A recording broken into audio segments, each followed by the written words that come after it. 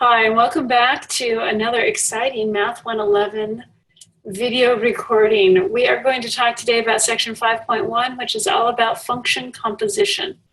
Now, the easiest way to understand function composition is probably to remember those factories I was talking about earlier in the term when I first introduced functions. And I explained a function as the machinery of mathematics, and I talked about a factory that made t-shirts. Well, think of that factory as G. So G is making shirts. Okay. And G of X, then the output of that is the garment itself. Let's say, but there's got to be something that goes into my factory, right? And that input is fabric, right? Well, now, so that fabric is itself the output of another factory. So F, the function F is a factory that makes fabric. The output of that factory then goes to factory G to make a shirt. And that is the output of the work of both of those factories. So the composition of the two functions is the output of both of them. What we have done is we talk about G of F of X, and that's how we read that notation right there. This is G of F of X. G compose F, G of F of X, all the same thing. We take the output from F and apply it to G. So what ends up happening with our domains is that the domain of the composition depends on both the domain of F and the domain of G, because our input has to be defined for both functions. In other words, if I can't plug it into F, I'm not going to be able to plug it into the composition. And if I can't plug it into G, I'm not going to be able to plug it into the composition. So let's work some examples and show how this works in algebra. So we've got three functions. We've got f of x equals x squared minus 4x, g of x equals 2 minus the square root of x plus 3, and h of x equals 2x divided by x plus 1. Let's just start with number 1, and we're going to compose g of f.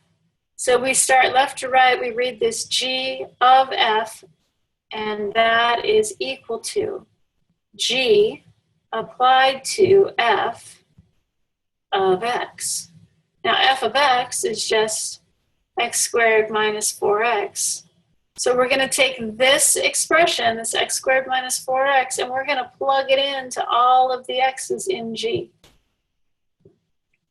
So this is going to be 2 minus the square root.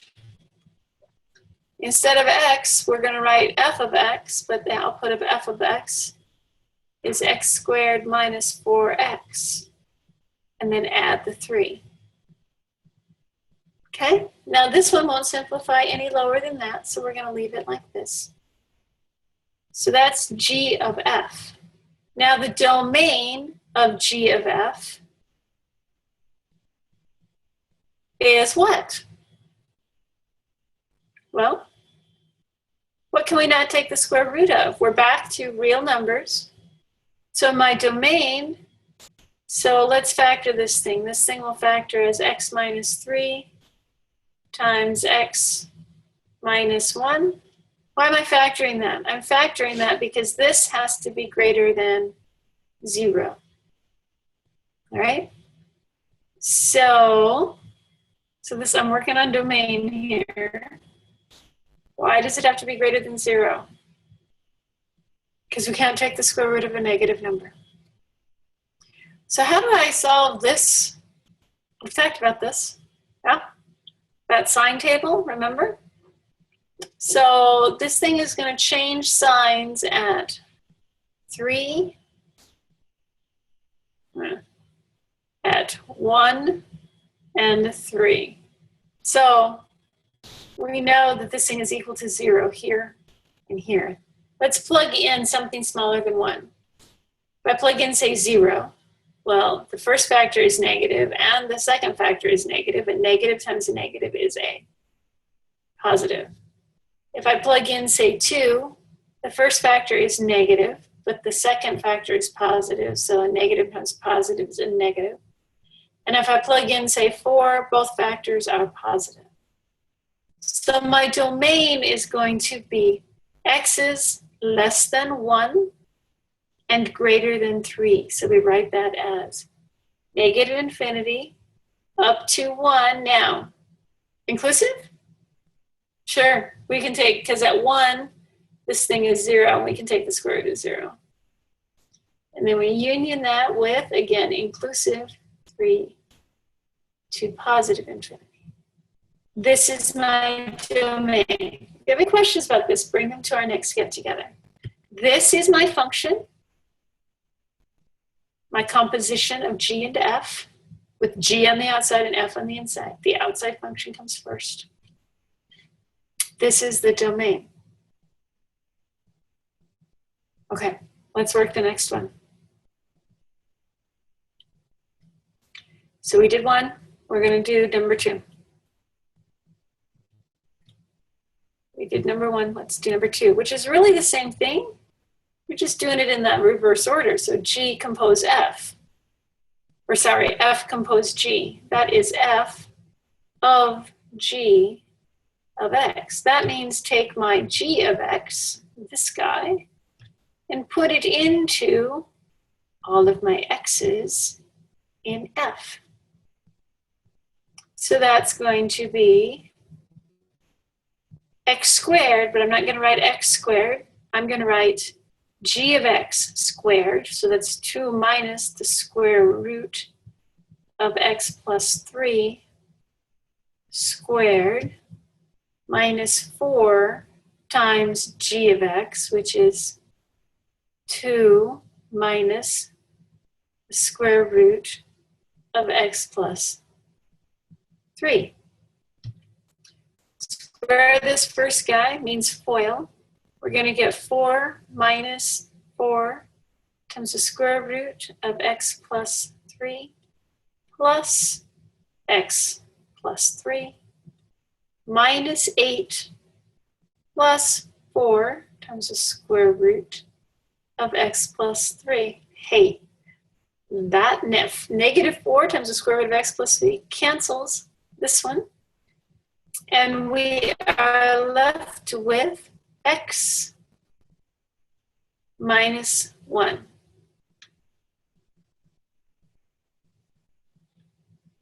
Okay, now this looks like we could put any real number into it. We have to be careful because we actually cannot put in anything that makes G undefined. So my domain has got to be anything X is bigger than negative 3, because anything smaller than negative 3 will make G undefined. So this is, we can have negative 3, so it's inclusive. Negative 3 to infinity is my domain. Okay. All right. I'm going to leave 3, 4, and 5. Actually, we're going to talk about, let's do number 3. Let's do 3 together. So we did 1. We did 1, we did 2. We're going to do number 3. Number 3 says G compose H of X. That means G of H of X. Okay, so we've got a new function, H of X, which is 2X over X plus 1. We're going to plug that into G, and what we're going to get is 2 minus the square root of 2X over X plus 1 plus 3. Let's add these together.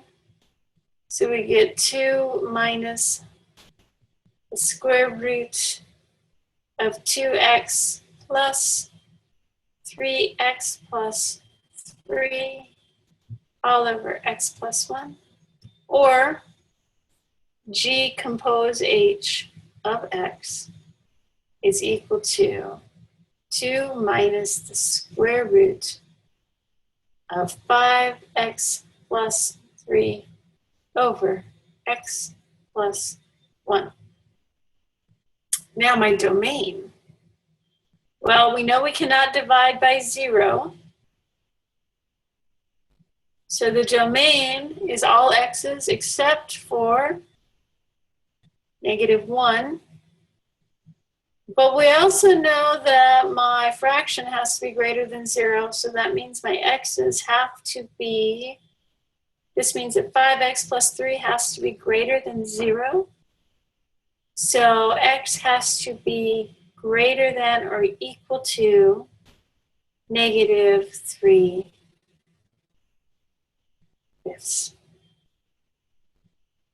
Okay, now the way we would write this in interval notation gets a little interesting. Which one's bigger? So on a number line, if we were going to put these on the number line, -3/5 is closer to 0 than is -1. So we write this as -infinity to -1. That gets everything smaller than 1. Union -1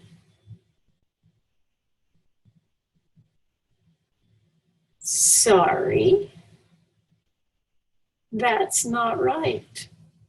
So it turns out that x greater than -3/5 automatically includes the x cannot equal -1. So this statement right here is sufficient for my domain. And we can just write -3/5 to infinity. Okay. We can compose a function with itself. Let's go ahead and do that. Let's compose h and h, because it gets a little interesting. So we are going to work through together number 5 here. H compose h. So H compose H. That means you're going to apply H to itself twice. What that means is wherever we see an X, we're actually going to write 2x over x plus 1 divided by 2x over x plus 1 plus 1. Make sure you know how I got this. Bring any questions you have to our next get together. Let's simplify this. The top is simple enough. That's 4x over x plus 1. The denominator is going to get a little tricky, but we can do this. 2x, this is going to be 1, which is x plus 1 over x plus 1. This is going to end up being 3x plus 1 over x plus 1, and our function is going to simplify to 4x over 3x plus 1. This is h compose h. Now, remember that I could not have, so let's talk about the domain. I had to exclude -1 from the domain of h to begin with. So my domain, I know that x cannot equal -1, but now this composition has got an additional denominator that gives us rise to an additional restriction that x cannot equal -1/3. Because either way, we're going to end up dividing by 0, and that's bad juju. Okay, I'm going to let you work through 6 and 7 together. Bring this work to our next gathering, and we will talk through what you observe in person. Let's look at another example. Suppose that the surface area of a sphere is a function of the radius. And we are told specifically that the surface area of a sphere is equal to 4 pi r squared. But suppose this sphere is being blown up. It's being blown up in such a way that the radius is increasing in a parabolic manner, and that the radius is equal to 3t squared, where t is just the time, in probably seconds. Yes. How fast is the surface area increasing? In other words, we're asking to find S compose R of t. Well, S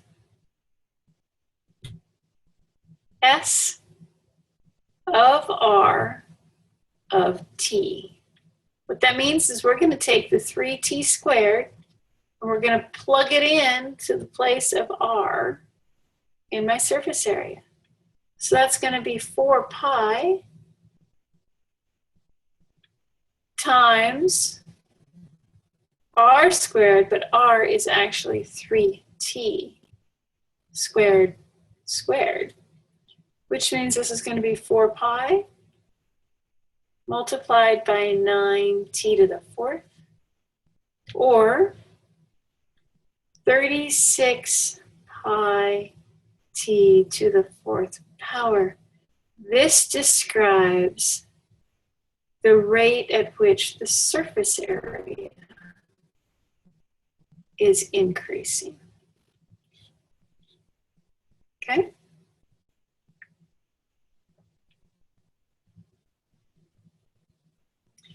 Okay. We can do this backwards too. So this can be helpful in later classes. We can write complex functions as compositions. So let's walk through. Let's take f apart. I'm going to actually do this on another slide. So we've got f of x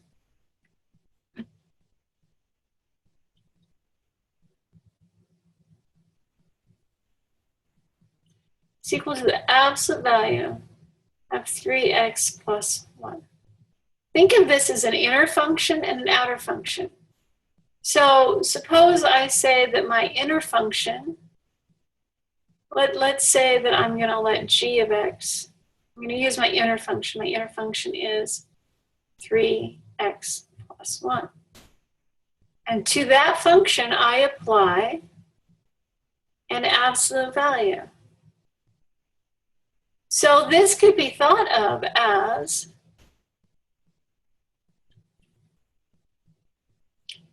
h of, because h is my absolute value, it's the outside one, g of x, or h compose g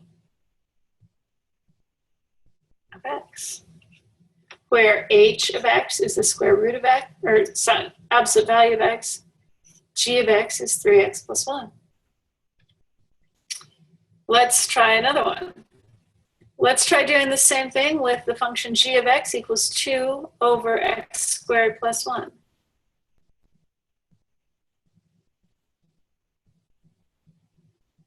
So g of x equals 2 divided by the square, 2 divided by what? Just x squared plus 1.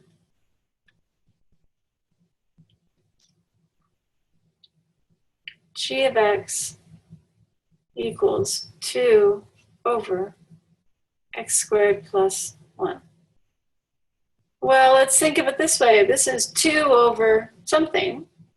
So let's say I've got an outer function, h of x, is 2 over x.